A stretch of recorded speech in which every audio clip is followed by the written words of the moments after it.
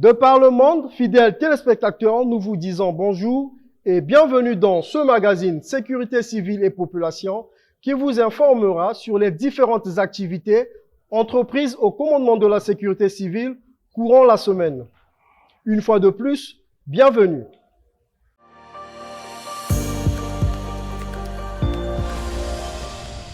En commémoration du 1er mars 2024, Journée mondiale de la protection civile, le commandement de la sécurité civile a organisé une causerie débat avec son personnel sur les technologies innovantes au service de la protection civile. Animé par Eric Armel Ndoumba, conseiller aux télécommunications du ministre des Postes, des Télécommunications et de l'économie numérique. Georges Lemassamba, reportage.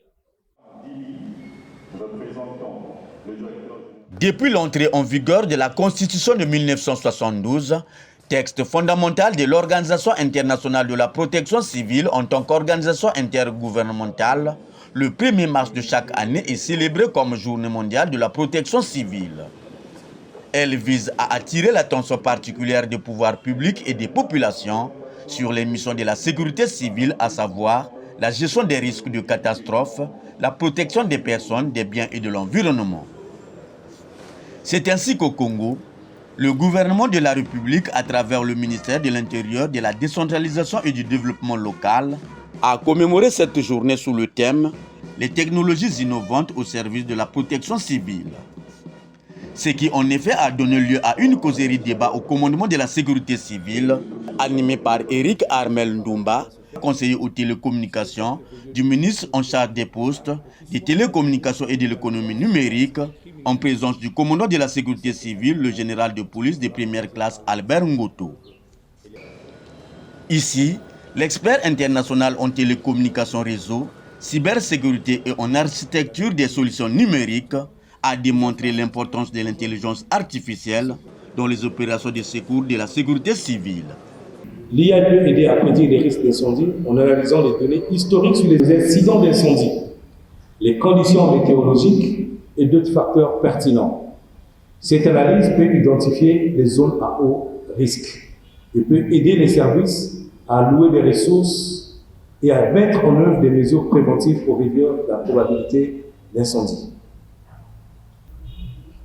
Les systèmes d'IA ont la capacité de repérer les risques d'incendie de manière anticipée en analysant les tendances et les anomalies des données collectées à partir des capteurs et des systèmes de surveillance. Vous allez peut-être me poser la question, ici les capteurs c'est quoi? Je venais de le dire tout à l'heure. Les capteurs ici fait référence à tout dispositif que vous mettez en place. Généralement pour les nouveaux bâtiments qui sont en construction, il y a déjà des capteurs, des détecteurs d'incendie qui sont installés et tout est déjà centralisé. Donc ça permet de surveiller l'apparition des fumées. Et bien de quel type de fumée? Parce que chaque fumée ne peut pas aussi détecter, ne peut pas envoyer des alarmes d'incendie. Donc aujourd'hui, il y a des systèmes intelligents qui sont installés dans les bâtiments en cours de construction, les nouveaux bâtiments, pour justement prévenir ces risques. En détectant les risques, l'IA peut alerter les autorités et pousser à agir rapidement pour réduire les risques d'incendie. Quels sont les moyens par lesquels l'IA peut optimiser les opérations justement dans votre caserne, ici? L'analyse des données sur l'affectation des ressources en temps de réponse et les modèles d'incidents permet de maximiser l'efficacité des opérations des casernes de pompiers grâce à l'IA. Grâce à cette analyse, il est possible d'optimiser le déploiement des pompiers et de l'équipement, d'améliorer l'efficacité globale et de réduire les temps réels. Ça, c'est très important parce que l'IA est capable de vous dire quel type d'équipement qu'il faut déployer sur le terrain par rapport au type d'incendie. Parce que vous pouvez vous retrouver peut-être avec 5 camions, je ne sais pas comment on appelle les gros camions là, sur le terrain, mais d'autres ne seront peut-être pas utiles. Mais l'IA est capable de vous dire en fonction de votre équipement, parce que c'est vous qui allez renseigner tout ça dans le système de l'IA, il est capable de vous dire exactement quel type d'équipement il faut utiliser lorsqu'il s'agit d'aller sur le terrain. Comment les drones dotés des systèmes d'IA peuvent-ils contribuer à la surveillance et la prévention des incendies? Les drones équipés des systèmes d'IA permettent de contribuer à la surveillance et à la suppression des incendies en fournissant des images aériennes de l'incendie et en recueillant les données sur son comportement. Donc, vous pouvez déployer un drone et le drone peut surveiller parce que vous n'aurez peut-être pas avec les capacités humaines pour surveiller la capacité de l'incendie. Mais le drone qui est équipé d'un système IA peut vous renvoyer des informations en temps réel. Donc, grâce aux algorithmes d'IA, il est possible d'analyser ces données pour repérer les points chauds des incendies. Dans une zone, par exemple, il peut vous dire, voilà le point chaud, prédire leur propagation et fournir des informations pour les stratégies de lutte contre les incendies plus efficacement et de façon ciblée. De quelle manière l'IA peut contribuer à améliorer les enquêtes sur les incendies? L'analyse des données provenant des différentes sources telles que les photos, les vidéos, les témoignages peut contribuer à améliorer justement les enquêtes sur les incendies. Donc justement grâce aux algorithmes, les données que je vais le citer tout à l'heure, il est possible d'identifier des modèles et des anomalies qui pourraient indiquer la cause de l'origine de l'incendie, ce qui aide les enquêteurs dans leur analyse. Quel est le rôle de l'IA dans la formation et la simulation des cas réels dans les casernes des pompiers? Ça, c'est très important. Quel type d'exercice? Créer un environnement virtuel qui reproduiront des scénarios d'incendie réalistes peut être rendu possible grâce à l'IA pour former et simuler les pompiers. Ça, c'est très important d'avoir ces outils. Parce qu'il vous fait des simulations des scénarios de façon virtuelle et vous les pratiquez physiquement. Et l'IA est capable de vous aider dans ce sens. Cela donne aux pompiers la chance d'appliquer leurs compétences dans un environnement sûr et sécurisé et les aide à améliorer leur capacité de prise de décision et améliorer leur réponse en cas d'urgence. Un moment interactif entre l'expert et les cadres et agents de la sécurité civile qui a suscité la réaction du commandant de la sécurité civile. Il y a beaucoup de choses à faire et conseiller, croyez-nous, nous avons capté les informations que vous avez données, à savoir qu'il existe un centre de recherche africain en intelligence artificielle. Nous ferons la demande d'une formation là-bas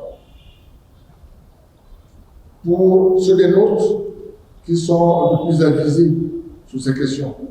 Parce que ce n'est plus l'affaire de tout le monde, hein. C'est quelques initiés qui prennent ce genre de formation. Nous allons engager une démarche dans ce sens. Comme nous avons également demandé une formation ciblée, afin que nous arrivions à créer une sorte de cercle de sapeurs-pompiers à former dans ce domaine pointu. Il est quand même très pointu dans ce domaine. Nous allons continuer à consolider nos partenariats parce que seule la synergie permet d'aller de l'avant. Personne ne peut aller de l'avant en étant seul, ce n'est pas possible. Nous avons des domaines de partage, il faut qu'on travaille ensemble pour avancer. Nous allons avancer dans ce sens. C'est par une série de photos de famille que cette activité a pris fin.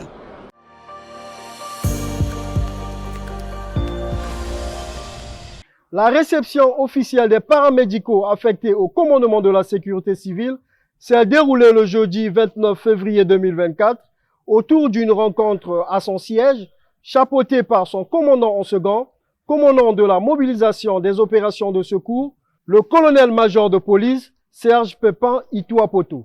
Les détails de cette activité dans ce reportage de Georges Massamba.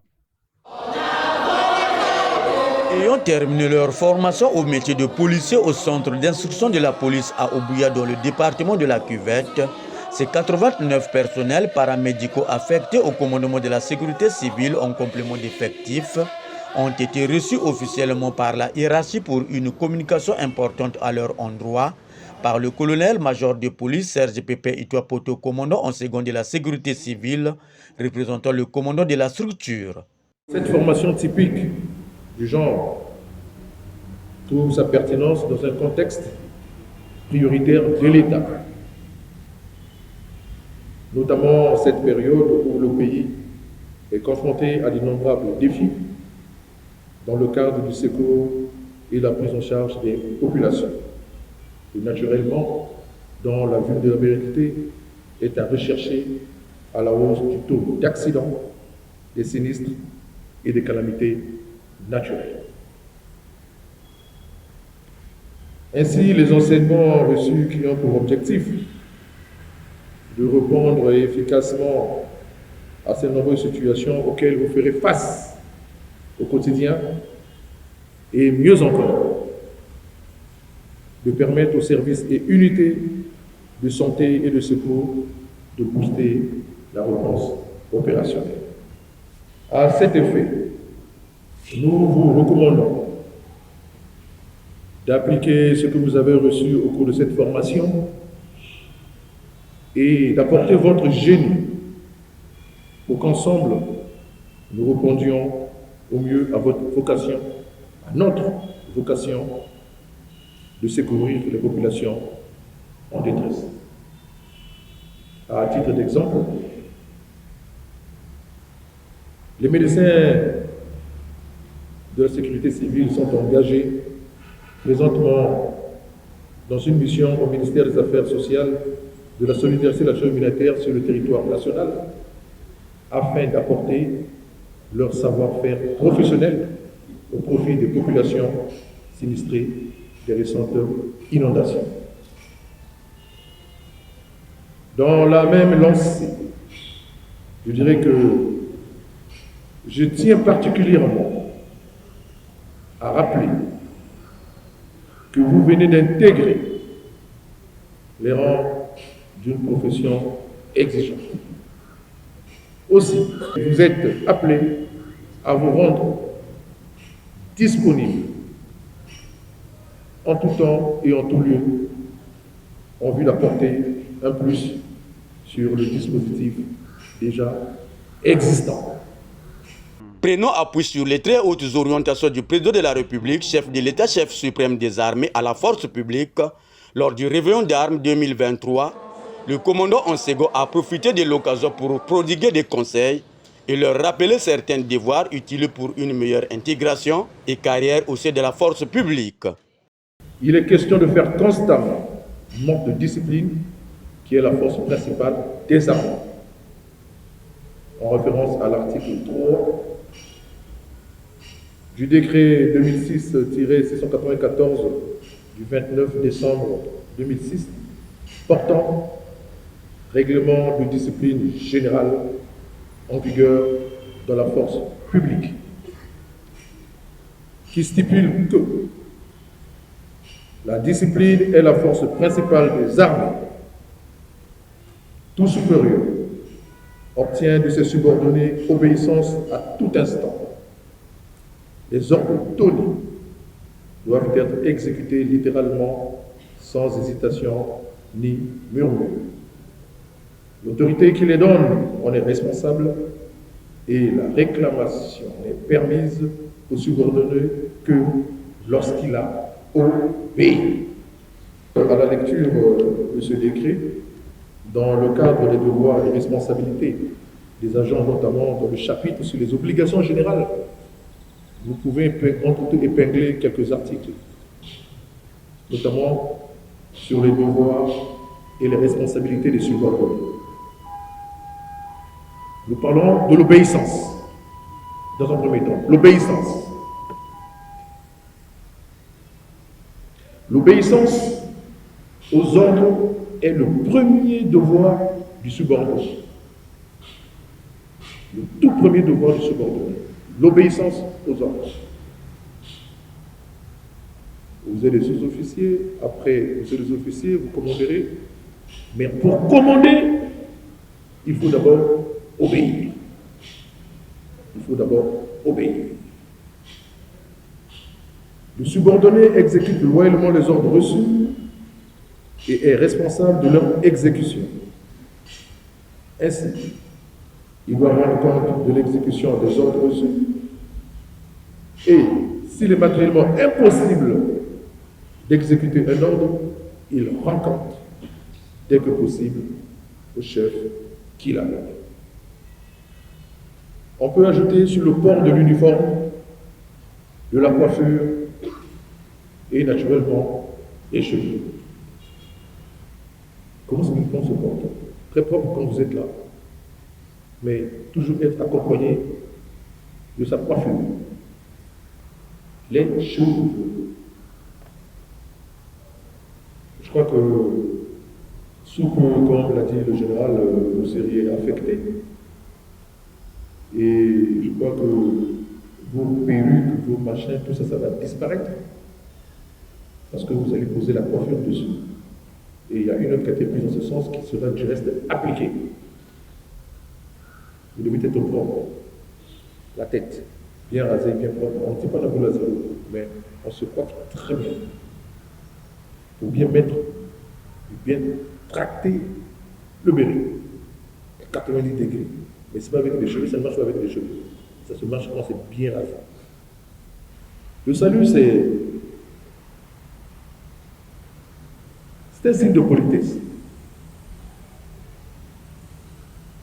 Il y a l'ordre. Un brigadier doit saluer le brigadier chef. Le brigadier chef doit saluer l'adjudant. C'est l'ordre. Vous saluez le galant. Et vous saluez le supérieur. Il n'y a pas à murmurer. Il n'y a pas à choisir les faces de celui-là, il est bien avec moi. Je le salue, l'autre là, il n'est pas bon. Celui-là, non, ça, lui, je le salue pas. Non, c'est pas comme ça. Vous devez saluer. Il y a l'ordre, et c'est partout. Le salut.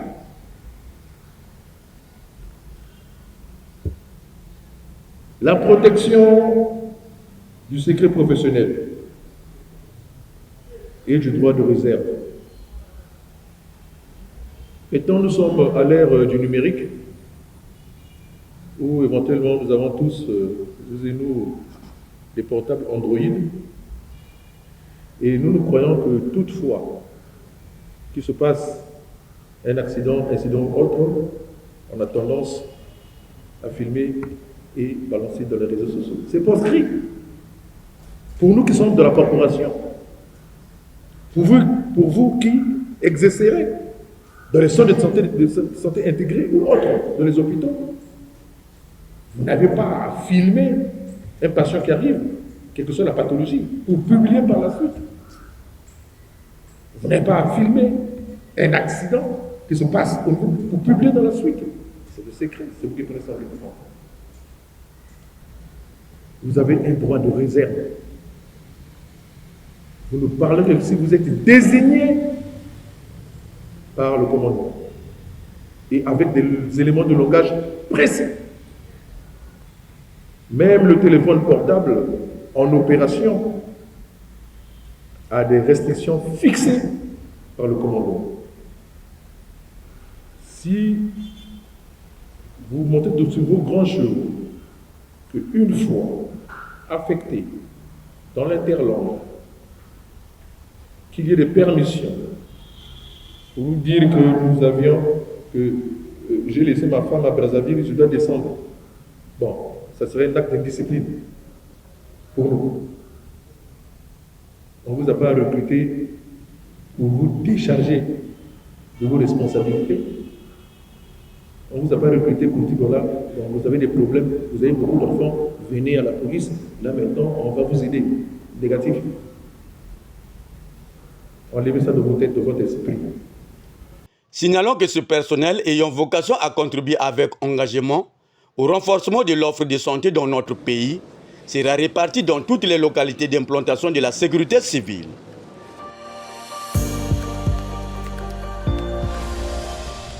Le siège du commandement de la sécurité civile a servi de cadre le mercredi 28 février 2024 à une réunion de concertation entre la sécurité civile et la Direction générale des soins et services de santé dédiée à la mise en scène des modalités d'un partenariat. Les précisions dans ce reportage d'Emma Bouka.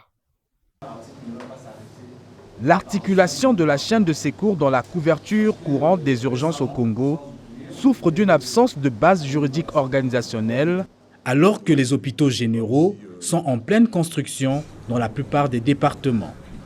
Malgré l'existence du décret numéro 2001/249 du 26 mai 2001 portant organisation des services d'urgence en cas de catastrophe naturelle ou d'accident majeur, tous les services impliqués dans la question des crises de catastrophe travaillent toujours de manière éparse, tant au niveau national que sectoriel, ce qui a pour conséquence d'aggraver la détresse des populations et de désarticuler le commandement opérationnel sur le champ d'intervention. Voilà tout le sens de cette réunion de concertation entre le commandement de la sécurité civile et la Direction générale des soins et services de santé. Cette réunion vise à assurer aux personnes en détresse et en dépôt aux urgences des hôpitaux un cadre sécurisé et propice à la stabilisation clinique lors des interventions de sauvetage. Ouvrant les travaux, le général de police de première classe, Albert Ngoto, commandant de la sécurité civile, a dit ce qui suit. L'objet de notre rencontre d'aujourd'hui, professeur, est la mise en scène d'un partenariat afin de subvenir et répondre aux besoins et attentes de nos populations en matière de santé. Permettez de rappeler que le décret numéro 2019-377 du 27 décembre 2019 portant organisation et attribution du commandement de la sécurité civile prévoit en son sein un commandement des services médicalisés, qui est une direction centrale, et dont l'une des attributions principales concerne le soutien sanitaire des opérations de secours, dont la prise en charge hospitalière des victimes. Ce commandement compte pour l'heure des personnels de santé, médecins et paramédicaux, qui pourront être complétés par d'autres spécialistes. Comme vous le savez, la chaîne de secours comprend plusieurs maillons, dont chacun, à l'instar justement du commandement de la sécurité civile ou des services médicalisés, est appelé à collaborer avec les autres. Grâce à l'impulsion personnelle du président de la République et aux efforts constants du gouvernement, le commandement de la sécurité civile dispose aujourd'hui de 270 médecins. En l'occurrence, 15 médecins capitaines de la première promotion intégrée en 2015 et 254 médecins lieutenants de police constituant la deuxième promotion formée en 2023. Tous placés sous le commandement d'un médecin colonel de police. Il y a d'ailleurs près d'une cinquantaine de médecins qui ont été mis à la disposition de votre ministère et qui, d'après les informations que nous avons reçues ce matin, viennent d'être affectés dans différentes localités.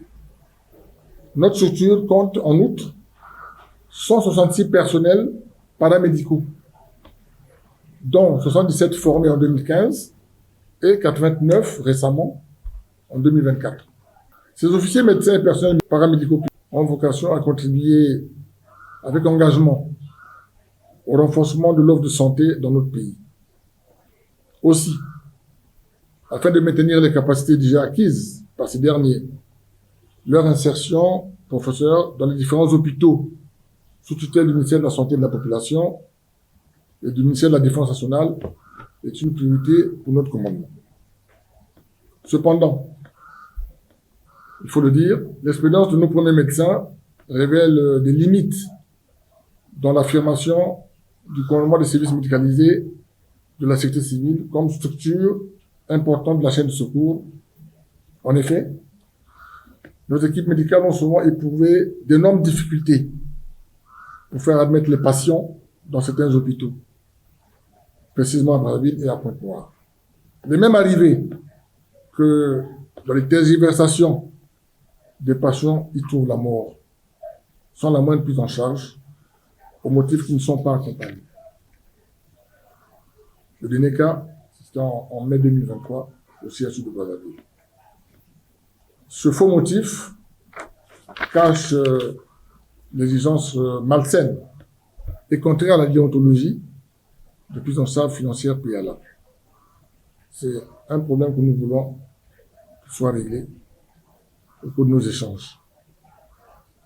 Et donc, ce problème constitue l'une des préoccupations du commandement de la sécurité civile au cours de la présente réunion. Il y a aussi, professeur, monsieur le membre de la délégation, comme évoqué plus haut, le problème des prestations de nos personnels médecins et paramédicaux dans les centres hospitaliers à travers le pays. Cela se faisait déjà au bénéfice des médecins de la première promotion, les médecins capitaines. Et nous vous en remercions infiniment. Une pratique qu'il convient cependant d'étendre à tout le personnel de santé de nos structures dans leur localité d'affectation, parce que nous sommes en train de procéder à leur affectation à travers le pays. Pour le commandement de la sécurité civile, il s'agit d'envisager un partenariat entre les ministères en charge de la sécurité civile et de la santé. De son côté, le professeur Henri-Germain Monabeka, directeur général des soins et services de santé, a relevé que la prise en charge médicale est une affaire de tous. Jusque-là, je ne voyais mes devoirs qu'envers les civils. Et je me rends compte de plus en plus qu'il faut qu'il y ait une implication de toute la population dans la partie de la police et de l'armée pour la prise en charge de nos patients. D'ailleurs, comme on l'a vu tout à l'heure, au niveau du ministère de la Santé, on a beaucoup de militaires qui interviennent. Au niveau du PEV, c'est les militaires qui dirigent alors qu'ils sont dans un monde civil. Le fait qui s'est passé au CHU en mai dernier est un fait regrettable qui sort un peu non seulement de la déontologie, mais de l'éthique médicale également. Et ça ne devait pas se reproduire. Tel que le veut la médecine cubaine est une des meilleures au monde puisque non seulement elle est gratuite, mais elle se fonde sur la famille, sur la population. C'est ce qu'on appelle la médecine des soins de santé primaires. Ok? Plutôt que d'avoir une céphalée et aller au CHU, quand on a une céphalée, on peut aller au premier centre de santé, là où il y a un médecin qui peut prendre la tension, qui peut prendre la glycémie, puis vous dire non, c'est une hypertension artérielle, prenez le produit et vous repartez chez vous. Nous, dans notre pratique, moindre chose, même quand on a une petite blessure, on court droit au CHU, ce qui est une faute. Et donc, l'arrivée de ces médecins nous permet donc de pouvoir déployer, et merci pour les 50 qui ont été déployés dans notre sortie hier, mais il reste encore des zones désertes où il faut placer ces médecins. Il reste encore. Vous avez dit, vous avez 270, vous en avez encore 200 à déployer. C'est une très très bonne chose pour la population. Encore une fois, il faudrait aussi enlever l'idée de ces médecins militaires à l'époque qu'on recevait. C'était des médecins qui ont fait la guerre. C'est une autre médecine. Aujourd'hui, nous sommes en train de passer vers une autre médecine où nous devons aller vers la population non malade. C'est-à-dire que la santé d'aujourd'hui, la prise en charge de la santé aujourd'hui doit être la prise en charge du patient qui est en bonne santé. C'est le bien-être. C'est-à-dire qu'il faut aller vers celui qui est apparemment en bonne santé, chercher à dépister de quoi il souffre pour pouvoir le prendre en charge précocement et rapidement. Et ça demande qu'il y ait des médecins partout. Partout, il faut qu'il y ait des médecins. Donc, si nous pouvons placer 400 médecins dans tous les CSI, nous allons résoudre un certain nombre de problèmes. Il faut dire que seuls nous n'arriverons pas. L'avantage, et le ministre Mokoki nous le répète souvent, l'avantage avec vous, c'est qu'une fois que vous êtes là-bas, vous ne bougez pas.